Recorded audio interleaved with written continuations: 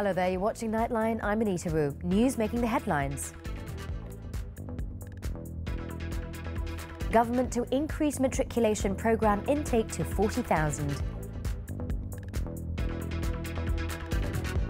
And disrupted water supply in Klang Valley expected to be restored as early as 48 hours. We begin with our headlining story. The government has agreed to increase the Education Ministry's matriculation programme student intake from 25,000 to 40,000. In making this announcement on Wednesday, its Minister Mazli Malik said the additional intake is to ensure that the best performing students have a higher chance to further their studies. In a statement, Mazli said the matter was discussed at Wednesday's cabinet meeting where the decision was made. He also said that the 90% Bumiputra and 10% non-Bumiputra quota for the programme will be retained. Mazli noted that the government sees a need to boost the number of students in the sciences field, hence the increased student intake. This decision, according to Mazli, is also seen as the best method in ensuring the programme can give educational opportunities to all races. He added that the ministry will also discuss with the Finance Ministry on the additional cost of taking in more students. The Cabinet has also requested that the Education Ministry evaluate the appropriate strategic approach, including using the premises of the Institute of Teaching Education to accommodate the intake.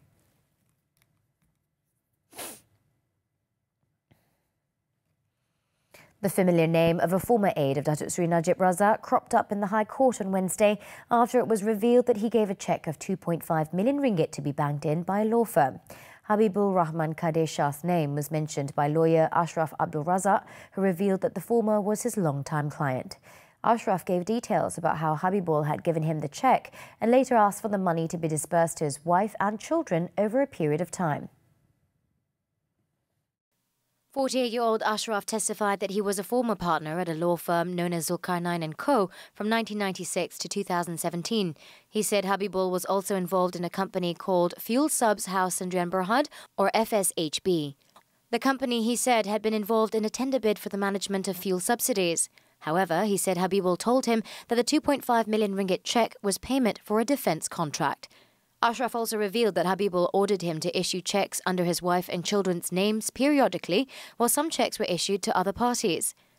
When asked by Deputy Public Prosecutor Muhammad Saifuddin Hashim Musaimi why Habibul did not bank the 2.5 million ringgit cheque into his own account, Ashraf said he did not know the reason for it. The prosecution had last week established that the 2.5 million ringgit cheque issued to Zulkarnain & Co. was issued from an account linked to Datuk Seri Najib. Datuk Seri Najib's lead counsel, Tan Sri Muhammad Shafi Abdullah, then asked Ashraf if he suspected anything wrong with the 2.5 million ringgit cheque or if everything was above board. Ashraf replied that he believed everything was above board because of Habibul's position.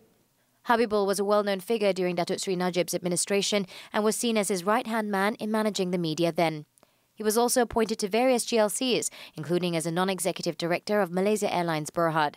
FSHB was previously reported to be bidding for a project to manage the country's fuel subsidy programme.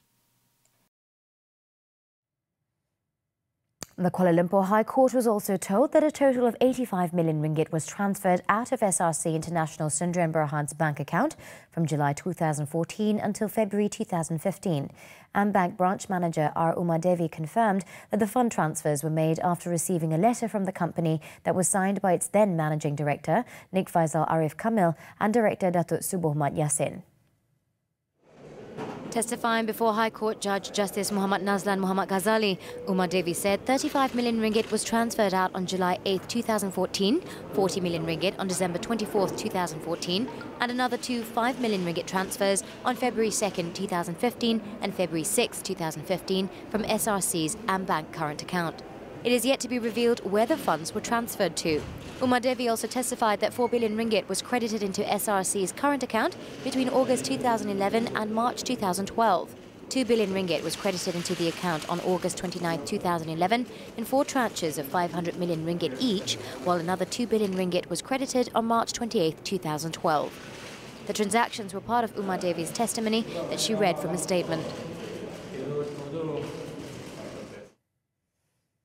Meanwhile, police have summoned a former special officer to Datuk Seri Najib for uploading a clip of the former Prime Minister's ongoing trial over the 42 million ringgit criminal breach of trust and other charges involving SRC International Syndrome Berhad funds. Inspector General of Police Tan Sri Muhammad Fuzi Harun said police are in the process of completing the investigation papers into the case involving Isham Jalil. Dah panggil lah bos.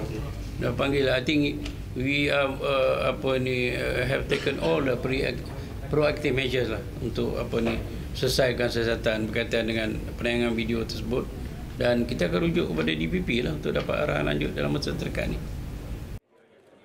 He was speaking to the media after witnessing the handing over ceremony for the Bukit Aman Narcotic Crimes Investigation Department Director on Wednesday. Isham was said to have published the 2-minute clip from the trial on Facebook. Kuala Lumpur Criminal Investigation Department Chief, Senior Assistant Commissioner Rusdi Muhammad Isa said the investigation was carried out following a report lodged at Batu Sembilan Police Station, Cheras. Probe is being conducted under the Penal Code and the Communications and Multimedia Act 1998.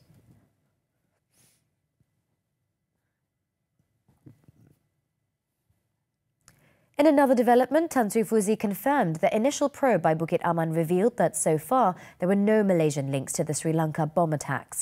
He said he was aware about talk of terrorist links to Malaysians, but investigations so far have not revealed any proof of Malaysians involved in the attacks.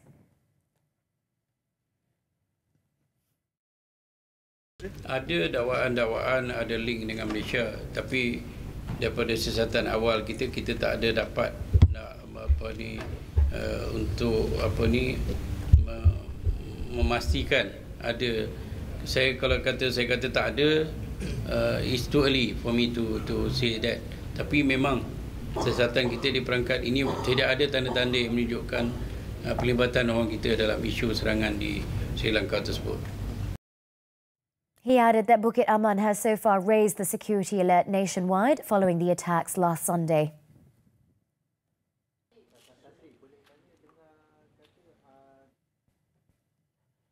Disrupted water supply in Klang Valley will not last more than 3 days and is expected to be restored as early as 48 hours. Selangor Menteri Besar Amiruddin Shari said the 3-day period, or 86 hours, which had been scheduled, was the forecast of the worst-case scenario for consumers located at the higher end of the distribution system. He said Kuala Langat is the furthest place from Sungai Selangor Phase 2 water treatment plant. Therefore, even though the water supply will start to resume on the second day, it may take between 76 and 78 hours to reach consumers in Kuala Langat. Amiruddin added that the scheduled water disruption had been carefully planned to pave the way for servicing and maintenance works to be carried out at the plant.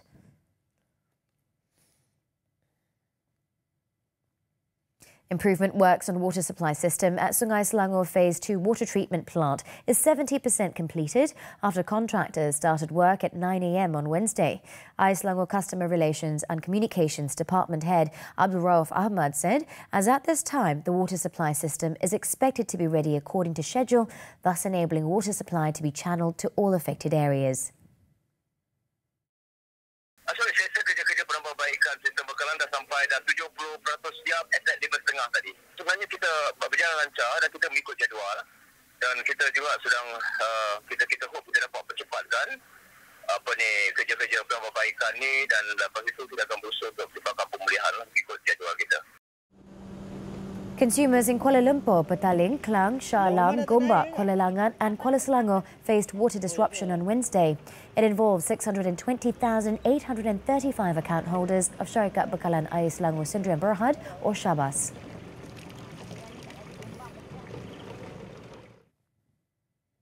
Tun Dr. Mahathir Mohamed's visit to China beginning Wednesday will strengthen the long-standing friendship and foster wide-ranging cooperation between the two countries. With the conclusion of protracted negotiations over Malaysia-China projects, attention will now be on building a sturdy foundation of non-interference and mutually beneficial development for the two trading partners during the Prime Minister's visit there. The Prime Minister is accompanied by his wife, Tun Dr. Siti Hasmah Muhammad Ali, and several ministers, including Foreign Minister Datuk Saifuddin Abdullah and International Trade and Industry Minister Datuk Darrell Liking. At the Second Belt and Road Forum for International Cooperation, or Second BRF in Beijing, Tun Dr. Mahathir has been invited to share his views during the high-level meeting and leaders' roundtable on the theme strengthening policy synergy and building closer partnership.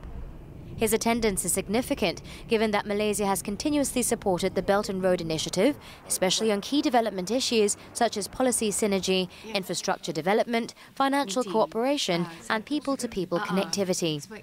Lawatan ini juga akan membuka ruang untuk Malaysia menarik pelaburan dan pertukaran kepakaran dari syarikat-syarikat termuka daripada China dengan tumpuan terhadap perkembangan teknologi terkini. Setiap kali kita berjumpa dengan China, memanglah akan timbul isu South China Sea. Tetapi satu lagi perkara ialah lazimnya perbincangan kita dengan China, walaupun boleh antara Kuala Lumpur dengan Beijing tentang South China Sea, tapi kita lebih prefer ia dibincangkan dalam konteks ASEAN dan China.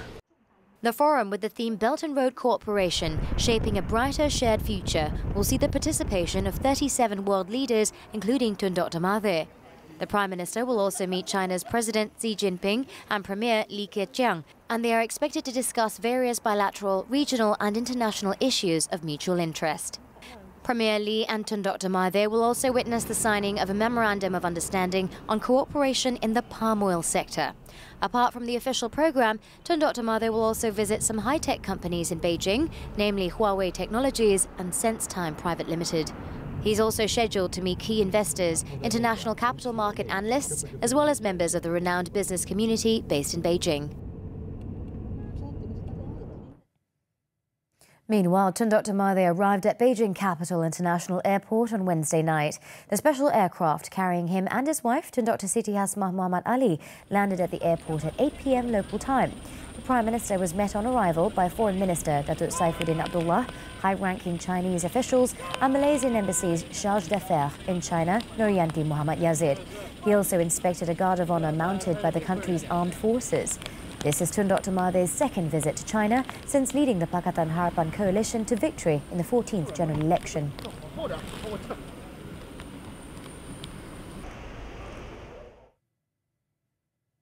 The project and asset owner of the East Coast Rail Link ECRL project, Malaysian Rail Link Sdn Bhd MRL, has dismissed allegations that China Communications Construction Company Limited, or CCCC, will be able to state their claim on assets, minerals or objects of interest during the construction of the 640-kilometre railway.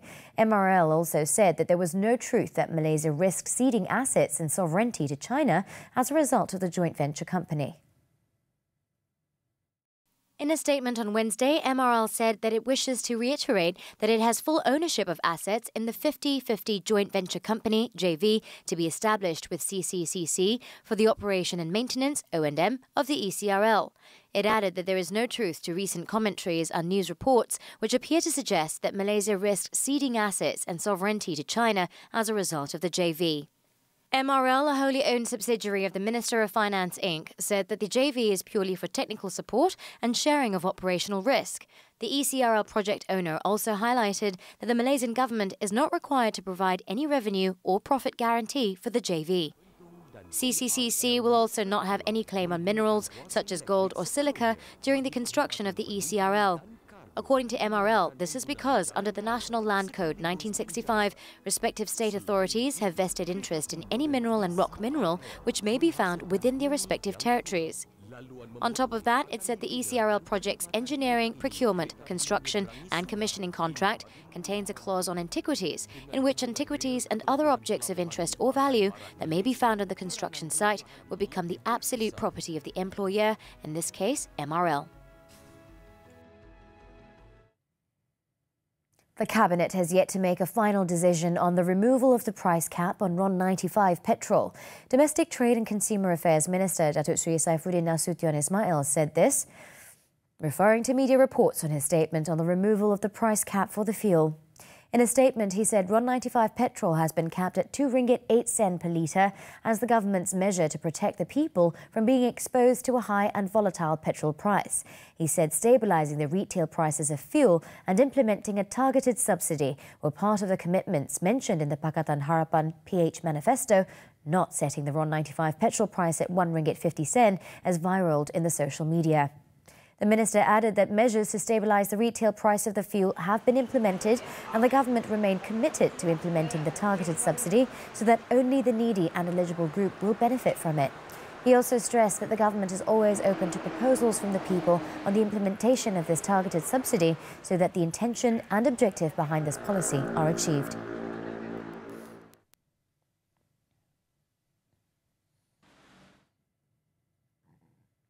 In Perlis, former minister in the Prime Minister's department, Datuk Sri Shahidan Kassim, was discharged, not amounting to acquittal on Wednesday, from a charge of molesting a minor after the alleged victim dropped her complaint. The decision by the Kanga Session Court's judge, Ainul Shahrin Mohammed, was made behind closed doors after hearing 3 witnesses, including the alleged victim. Last November 12th, the Aral Member of Parliament was charged under the Sexual Offences Against Children Act 2017, which handles physical sexual assault on a child by touching any part of the child's body.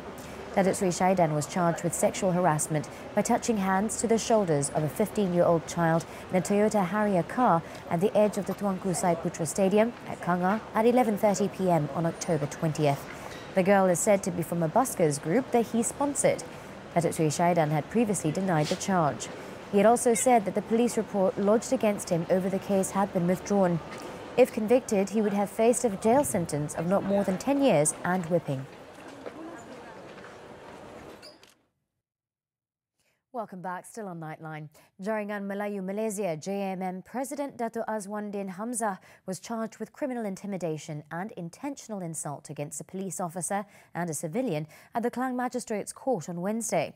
The 46-year-old, who is also Gagasan Tiga advisor, pleaded not guilty to both charges under sections 506 and 504 of the Penal Code, respectively. Dato' Azwandin was first charged for criminal intimidation before Magistrate Solehah Nuratikah Ismail.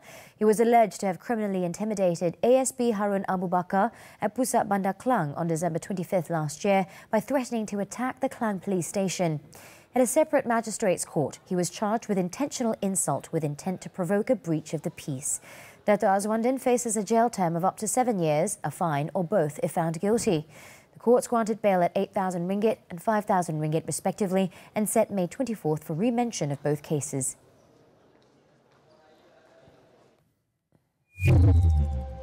In Pulau Pinang, 3 people, including 2 Road Transport Department enforcement officers, have been remanded for 7 days to assist investigation into a lorry driver protection racket in the state.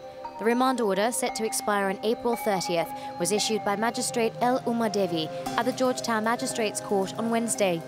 It is learnt that the third person is a former Land Public Transport Commission personnel. This brings the total number of suspects being remanded over the suspected lorry protection racket to 38.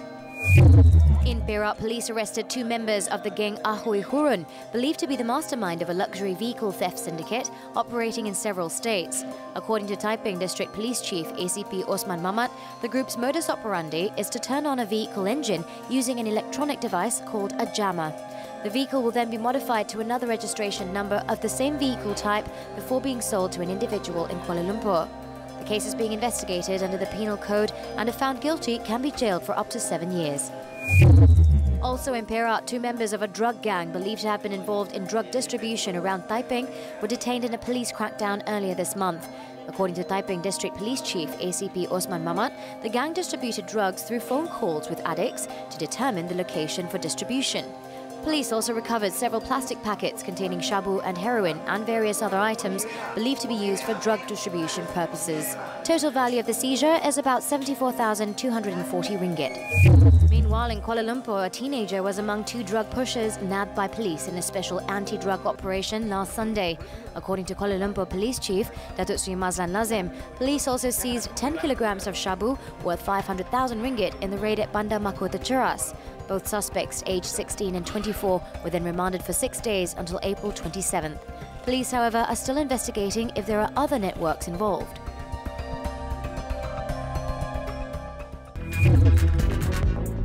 After the breather, dozens killed in 2 separate bombings in Syria. Do stay with us.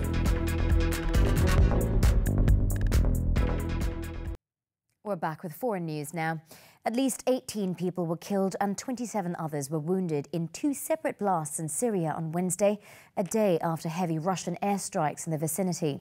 According to the Syria Observatory for Human Rights, the first explosion occurred in the center of Jisr al-Shugur, a rebel-held city in the region of Idlib. Several residential buildings collapsed as a result of the blast, killing at least 17 people. The death toll is expected to rise as bodies were still being pulled out of the bombings.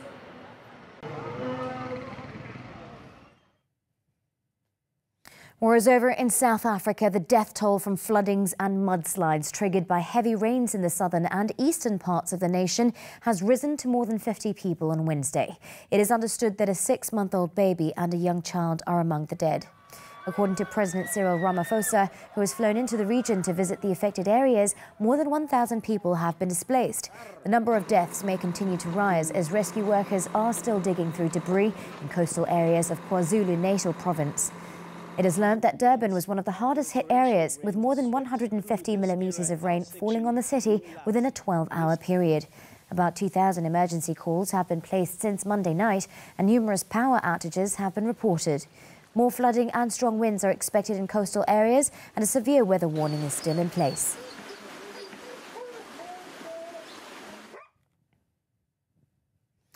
Sri Lanka's President Maithripala Sirisena on Wednesday has asked the resignation of the Defence Secretary and the National Police Chief following their failure to act on warnings before the suicide bombings that killed over 350 people on Sunday. Speaking in a televised address to the nation, he also pledged a complete restructure of police and security forces in the coming weeks and claimed the intelligence officials had failed to inform him of prior information concerning possible attacks. In the meantime, police had identified 8 of the 9 suicide bombers involved in the attacks, including a woman. According to Deputy Defence Minister Ruwan Wijewardene, all of them were Sri Lankan citizens. It is understood that most of them were well educated and belonged to upper middle class families. So far, 60 arrests have been made in connection with the blasts.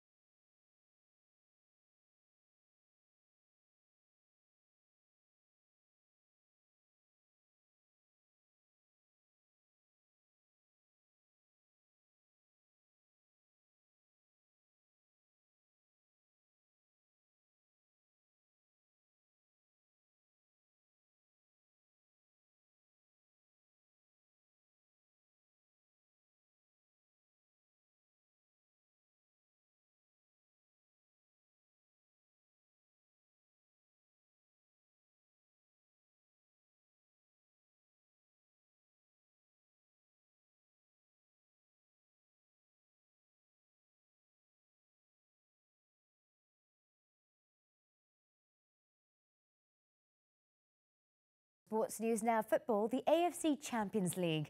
Super League champions Johor Darul Takzim debut in the AFC Champions League have ended in the group stage following a 1-0 defeat to China's Shandong Luneng in their Group E clash on Wednesday. JDT started off brightly, but Graziano Pele's goal from a counter-attacking move on the 22nd minute left the home side deflated as they could not raise their game. The Southern Tigers pushed hard for the equaliser after the break, but Shandong defence stood strong to claim the full 3 points. Following the defeat, JDT remained rooted at the bottom of the group with a point, while Shandong tops the group with 8 points after 4 matches.